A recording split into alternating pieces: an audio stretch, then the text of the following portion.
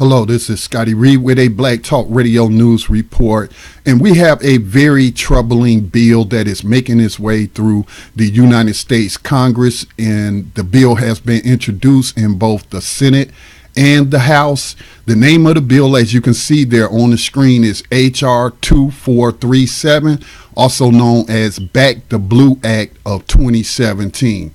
Just based off of the title, this is a political bill. This is a political bill that was probably written by police union lobbyists, or this is a play by Republicans because only Republicans are sponsors or co-sponsors of the bill to just further divide Americans and play Americans against each other and make it seem like you gotta be for the police or you gotta be against the police. How about the middle ground where we are practicing justice and we are judging cases of alleged police brutality and violence on an individual basis? But what's so dangerous about this bill is that they are seeking to limit U.S. citizens' ability to hold individual officers accountable for excessive force or even for killing someone. The bill has very tricky language. It's a whole lot in the bill. The bill also adds further penalties if you kill a law enforcement officer, or if you kill a judge, or if you kill a firefighter, when we already have laws on the books for those things. Again, this is purely political. It's a waste of money. If you kill a police officer, if you kill a judge, even if you kill a firefighter, chances are the judge or the jury is going to convict you, and they're going to either sentence you to capital punishment or life in slavery or prison. Okay, so again, this is why I'm saying this is purely political. And it is also an egregious offense to the United States Constitution. There within enshrines the rights of American citizens to sue their government or to seek a redress of grievances. And very key portions of this bill seek to prevent American citizens from going to the courts, petitioning the courts. That's what you're doing when you sue an individual, when you sue a company, when you sue a law enforcement department or a city. You are seeking the government represented in this case, a federal court or a state court. You are seeking a redress of your grievances. What grievances? Okay, excessive force or police murder. Okay, like in the case of Tamir Rice, since that's been in the news lately, where you had one of the officers fired and the other one disciplined. And so let me just read a little bit about what Human Rights Watch has to say about this bill, as they have been one of the few organizations that have been sounding the alarm on this anti-American bill that has been introduced by Republicans. Now, you see the picture of those two Republicans right there. That is Senator John Cornyn and Representative Ted Poe. Both of them are out of Texas. So I'm going to read what Human Rights Watch wrote about this bill. It says Congress should reject a bill that would severely reduce the ability of people in the United States to hold police officers accountable for abuses, Human Rights Watch said today in a letter to the House and Senate Judiciary Committees. The bill will also reduce incentives for police agencies to prevent rights violations. Now, you just take that little bit right there. Now, the First Amendment, a lot of people mention the First Amendment when they talk about freedom of religion or freedom of speech. But as I've already stated, also in the First Amendment of the U.S. Constitution, part of the Bill of Rights says that Congress shall make no laws prohibiting citizens from seeking a redress of their grievances through their government. So off the bat, this is unconstitutional. Okay. Now, the other portion of the bill, let me back up, to hold police officers accountable for abuses, where they talk about that part right there. Yeah, you should be able to sue the individual officer. And I was just thinking about this today, as I have heard different states have state legislation called Police Officers Bill of Rights. Should no police officer have any more rights or special privileges than an average United States citizen? And this is just further shows that they are not there to serve the people, that they are there to enforce the 13th Amendment of the U.S. Constitution by putting people into slavery, by convicting them of all these crimes that's being made up. Crimes that, legislation that is unnecessary because there's already laws on the book already. Okay? So the Back the Blue Act of 2017, which is in the Senate, SB 1134, in the House, it is HR 2437. It was introduced on May 16, 2017 by Senator John Cornyn and Representative Ted Poe, both for Texas. It proposes to significantly weaken the Key Rights Protection Statute, Section 1983 of the U.S. Code, by limiting the ability of victims of illegal and unjustified police violence to receive compensation for harm. Again, this is, we don't even need a federal law. The supreme law of the land is the United States Constitution. And the very First Amendment says that Congress shall make no laws prohibiting citizens from seeking a redress of their grievances. It says specifically the bill would limit liability in situations in which the victim has some involvement with a felony or crime of violence, including property damage. So this is basically telling police officers that they have a license to brutalize citizens. Oh, if you suspect them of committing a felony. Well, that could be anything. That can be nonviolent crimes. Okay. As we know, the Justice Department, the United States Justice Department, wants to ramp back up the failed drug policies of the Nixon era, of the Reagan era, of the Clinton era, of the Obama era. They want to ramp up the drug war, to fill the prisons with commodities. That's your body, a human being. As you see, the stock price of the private prisons has been skyrocketing. So just because you catch somebody, let's say you catch somebody with a half a pound of weed, and even if they're in a state where they have made the possession of cannabis legal, but only a certain amount. And so let's say you got a pound where the law says you can only have an ounce. And so that police officer, should he then be justified if he beats you, paralyzes you, just does great bodily harm to you, uses excessive force just because you allegedly broke the law? Because remember, you're innocent until proven guilty in a court of law. And even then, there is no justification for excessive force. There is no justification for killing citizens. Okay?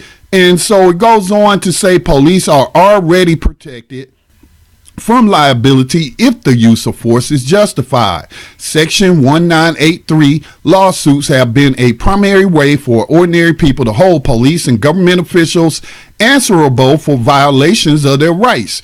They have also provided an important incentive for both police departments to prevent abuses by their officers. Mr. John Raffling says this bill would not protect police officers from danger, said John Raffling, senior criminal justice researcher at Human Rights Watch. Listen, you pass all the laws you want to pass. When has passing the law stopped anybody from doing anything? Okay? People are going to do whatever it is that they use their free will to do.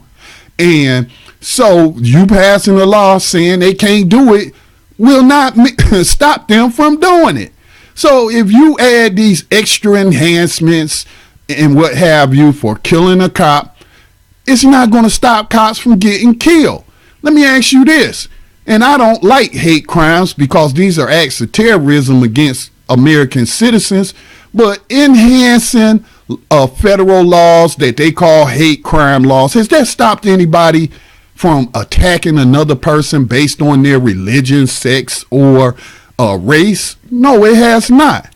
Okay?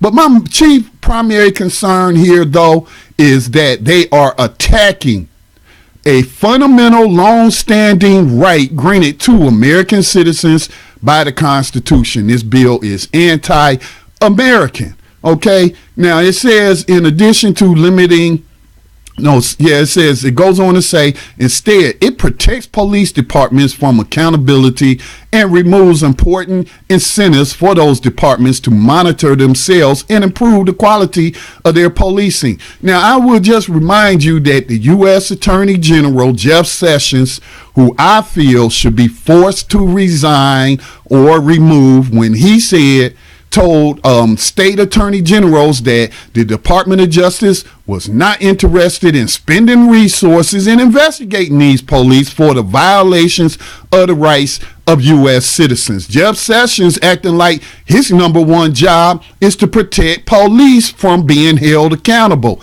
not upholding the laws and fighting for the constitutional rights of American citizens. I dare say these people are seditious and they're treasonous. Okay, and they seek to divide the American people. Now, I know this issue of police violence has been often discussed involving along racial lines, is what I'm trying to say. And so when black people come out and say that every 48 hours or every 28 hours a black person is killed by a police vigilante or law enforcement officer, what do some white people say? Well, white men get shot the most, right? They get, not per capita, but in total body count, they do get shot the most. So why should we be dividing ourselves and fighting among each other and trying to state who's getting shot the most or brutalized the most by police, instead of coming together as American citizens and saying we won't tolerate American citizens' constitutionally guaranteed rights to be violated? We will not stand for that. Okay? But this is how politicians are. They are experts at dividing people along partisan lines. Also, the citizens, we do it too. But I'm trying to appeal to American citizens. I don't care if it's a black person. I don't care if it's a white person. I don't care if it's a Hispanic person, an Asian person. I don't care. I don't care if it's a Muslim. I don't care if it's a Christian. If they are an American citizen, then their rights need to be protected. And anyone who violates their rights, especially law enforcement, then those people should be held accountable. And nobody should be prevented from using the United States court system to seek a redress of their grievances. Okay? I mean, this just reminds me, as I stated in a commentary earlier that I did today for the Tanya Free and Friends radio show, which is heard on the Black Talk Radio Network. I talked about what started the American Revolution. Do people know? I know y'all hear a lot about taxation without representation. No, that was a bunch of rich, wealthy slavers. That was their reason for rebelling against the British crown. All right. What started the American Revolution was an act of police violence.